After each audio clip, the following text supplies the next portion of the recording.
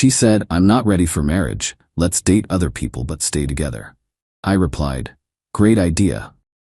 What she discovered about my new dating profile made her delete hers immediately. I, 32 male, got hit with the "we need to talk" text from Monica, 29, last Monday while I was finishing up a project deadline. We'd been together for 4 years, living together for 2. I'd started saving for a ring 6 months ago. The conversation happened at our kitchen table over the takeout Thai food I'd ordered to celebrate finishing my project. "Derek, I love you, but I'm feeling trapped. Like I need to explore who I am before we take the next step." She was doing that thing where she picks at her nail polish when she's nervous. "Okay," I said slowly.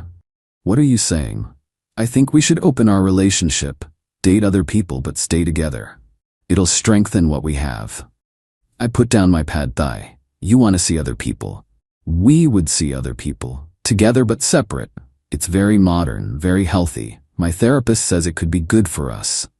Her therapist, the one she started seeing 3 months ago for personal growth. Should have seen this coming. "So you want to date around but keep me as your safety net?"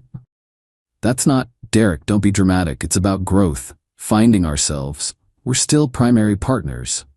Primary partners. She'd clearly been reading relationship blogs. "And if I say no," she sighed, "then maybe we're not meant to be." "I need this, Derek. I need to know I'm choosing you, not just settling."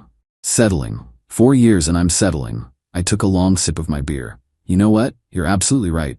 Her face lit up. "Really?" "Totally. Let's do it. Open relationship. Starting when?" "Oh, I was thinking we could ease into it. Maybe start with dating apps." "Perfect. I'll set up my profile tonight." She looked surprised but pleased. Kissed me on the cheek. "I knew you'd understand. We're so mature about this." That night, she set up her profile on 3 different apps while sitting next to me on the couch. Even asked my opinion on photos. I helped her pick the one from her friend's wedding where she looked amazing in that blue dress. "You're being so cool about this," she said. "Why wouldn't I be? This was a great idea." She went to bed happy. I stayed up and created my own profiles. Update 1, LMAO, you guys called it. Of course she already had someone in mind. Wednesday afternoon, I'm working from home when Monica texts, "Having coffee with someone after work, don't wait up." Cool. No problem. I had my own plans. See, what Monica didn't know was that I'd gotten some pretty immediate matches. Turns out, being a 32-year-old software developer with his own place, a decent job, and recent photos where I don't look like I live in my mom's basement, not doing too bad. But here's the kicker. I'd written my bio very specifically. Recently opened relationship after 4 years. Partner wanted to explore, so here I am. Looking for something genuine, whether that's friendship, casual, or seeing where things go. Love hiking, craft beer, and dogs who think they're lapdogs. 6-1 since apparently that matters. Honest, straightforward, and it worked. Got about 20 matches in 2 days. Started chatting with a few women and they were surprisingly cool about the situation. One, Jessica, 28, was literally in the same boat. Her boyfriend had pushed for an open relationship too. Monica came home at 11 p.m. that Wednesday, glowing. "Good date?" I asked from the couch where I was watching Netflix. "Amazing. His name's Caleb. He's an artist. So deep and thoughtful." "That's great, babe." I didn't look up from my show. She sat next to me. "What did you do tonight?" "Had dinner with someone." She froze. "Already? Who?" "Her name's Jessica, marketing manager. Really interesting person." "Oh," her voice was flat. "How'd you meet?" "Dating app. We matched Monday night." "Monday? That was fast." "Well, yeah, that's when we agreed to this." "Why waste time?" She was quiet for a moment. "Where'd you go?" "That new sushi place downtown." "The one I've been wanting to try?" "Yeah, it was pretty good. You should take Caleb there." She went to bed without saying goodnight. Thursday morning, she was on her phone at breakfast, furiously swiping. "Everything okay?" I asked. "Fine. Just looking at my matches." "Nice. How many you got?" "Like 30? That's great. How many do you have?" I stopped counting after 50. She dropped her phone. 50? "Yeah, but I'm only talking to maybe 6 or 7. Quality over quantity, you know? 6 or 7? Is that a problem? I thought we were exploring." She didn't answer, just grabbed her coffee and laptop and worked from the bedroom instead of the living room like usual. That evening, she had another date. Came back early, said the guy was boring. found me on the couch, texting and laughing. "Who's that?" she asked. "Amanda. She's sending me memes about programming. She's in tech too." Monica looked over my shoulder. "She's pretty." "Yeah, she is. Are you going to meet her?" "Saturday afternoon. We're going to the farmer's market." "That's our thing." "Was our thing.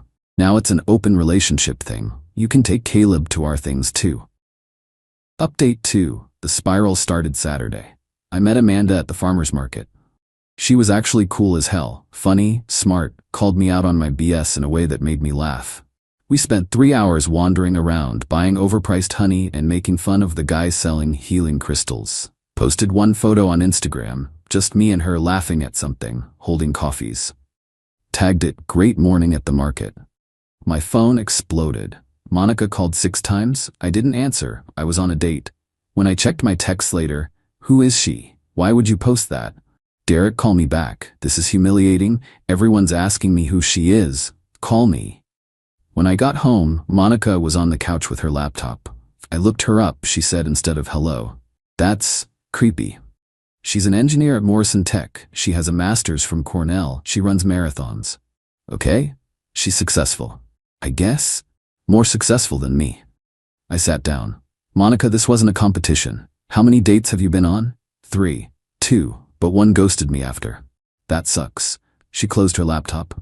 "I looked at your profile, and you have reviews." "Reviews?" She showed me her phone. "Turns out on one of the apps, people could leave comments on your profile if you'd matched." I had 4. Actually shows up looking like his pics. "Great conversation. Would date again. Respectful and funny. Rare combo. His girlfriend is an idiot for letting this one go exploring."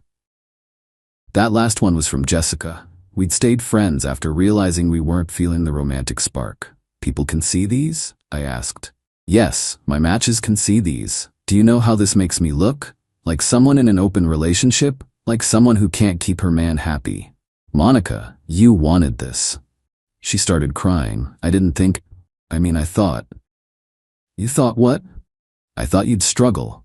You're an introvert. You hate meeting new people." "I hate small talk at parties. This is different. These women actually want to be there." "What's that supposed to mean?" I didn't answer. Sunday she spent the entire day on her phone, swiping, matching, messaging, set up 3 dates for the week. "I'm having drinks with Noah tomorrow, dinner with Alex Wednesday, and coffee with Marcus Saturday." Sounds busy. "Yours?" "Cooking dinner with Jessica Tuesday. We're trying to make ramen from scratch. Thursday I'm helping Amanda move some furniture. Then we're getting drinks. Saturday, actually Natalie and I are going to adopt a dog together." She stared at me. "A dog?" "Not together. She volunteers at the shelter, and I've been thinking about getting a dog anyway. She's helping me pick one out." "We talked about getting a dog." "Yeah, and you said not until we were engaged, but since that's off the table." She threw her phone on the couch and stormed to the bedroom. Update 3, Monday night. Monica came back from drinks with Noah in tears. He'd spent the entire time talking about his ex.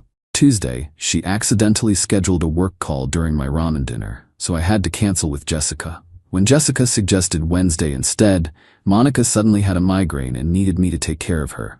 Thursday, she tried on 6 different outfits for her date with Alex. "Do I look okay?" she asked. "You look great." "As great as Amanda?" "Different. You're different people. She's younger than me. By a year. She's taller. You're wearing heels tonight. Her job is better." "Monica, stop comparing yourself to her." "How can I not? She's all over your Instagram." She wasn't. I'd posted 2 photos in 2 weeks. Meanwhile, Monica had stories up every day from her dates, trying to look like she was having the time of her life. Her date with Alex went badly. He apparently told her he wasn't looking for anything serious, just fun with someone in an open relationship. "He treated me like I was easy," she cried. "Aren't we all being easy? Isn't that the point of exploring?" "Not like that. I want connection." "Then maybe don't mention you have a boyfriend at home in your profile?" "I'm being honest, like you were." "And how's that working out?" Saturday came. Monica had canceled her coffee with Marcus to work on herself. Really, she spent the morning following my Instagram stories. I was at the shelter with Natalie, documenting the dog adoption process. Found this amazing pit mix named Bronson who thought he was a lapdog. posted videos of him trying to fit his 70-pound self on my lap.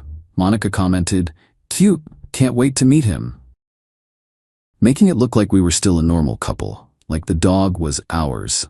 Natalie saw it. "Your girlfriend seems involved." "Yeah, it's complicated. Open relationships usually are. My ex pushed for one too, didn't end well." "What happened?" "She thought she'd be the one with options. Turned out, guys wanting NSA with a taken woman aren't usually looking for quality. Meanwhile, women love a guy who's honest about his situation, shows emotional maturity." "How'd it end?" "She begged to close the relationship. I'd already met someone worth closing it for, just not with her." That night, Monica was waiting when I got home with Bronson. "We need to talk," she said. "About?" "I want to close the relationship." I sat down, Bronson immediately claiming my lap. "Why? This isn't working. It's not what I wanted." "What did you want, Monica?" She was quiet for a long time. "I thought Caleb had been flirting with me at work. I thought if we opened things up, I could see what that was like without cheating. And you'd wait and watch you date Caleb?" "Not like that. I thought you'd maybe go on one bad date and realize what we had." "I already knew what we had. You're the one who needed to explore." "I made a mistake." "No, you made a choice and I made mine." "What choice?"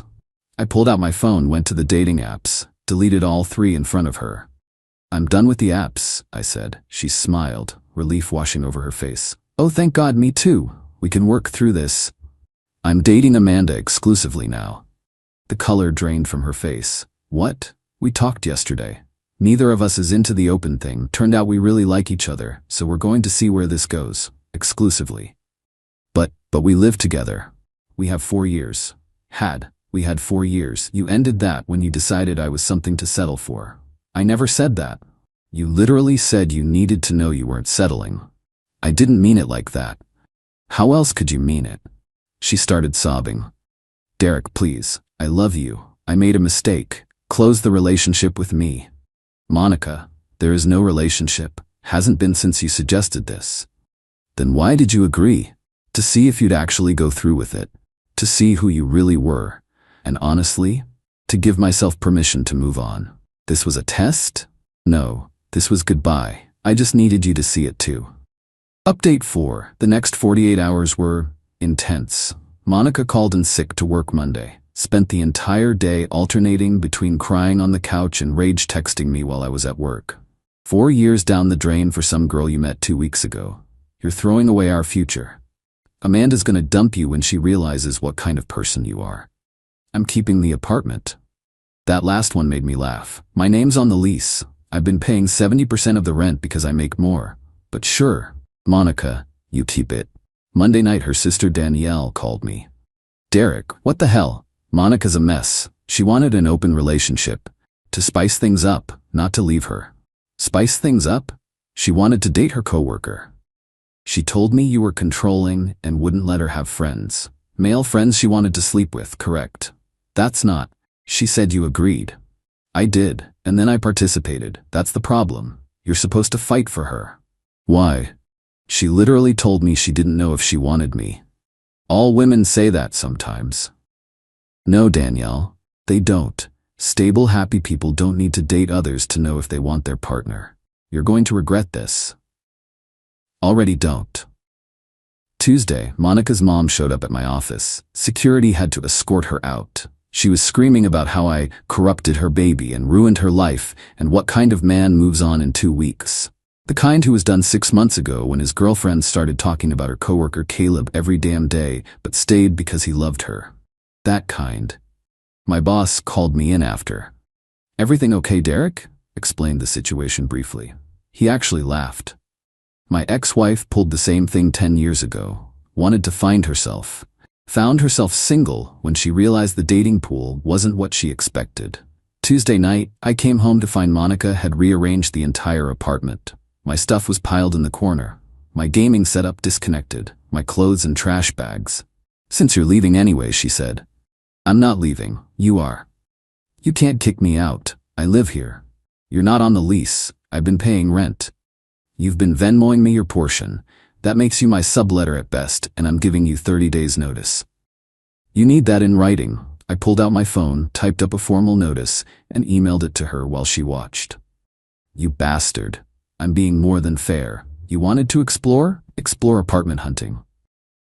Wednesday, she had a meltdown, a proper throwing things meltdown. Broke 2 plates and a mug. Bronson hid in the bathroom. You ruined everything. Monica, you need to calm down. Calm down. You replaced me in 2 weeks. You tried to replace me first.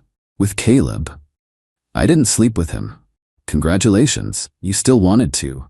I wanted to see if there was something there. And, she went quiet, he has a girlfriend. I actually laughed. Caleb has a girlfriend? Had. They're working through it.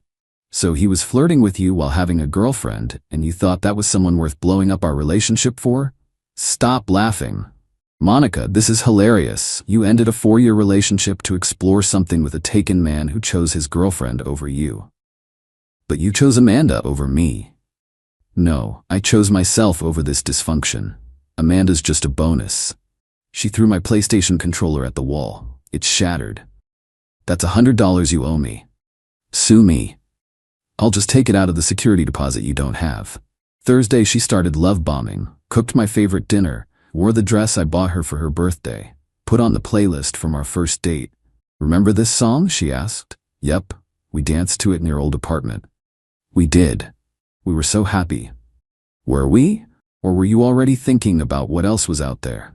She started crying again. I was happy. I got scared. Marriage is forever.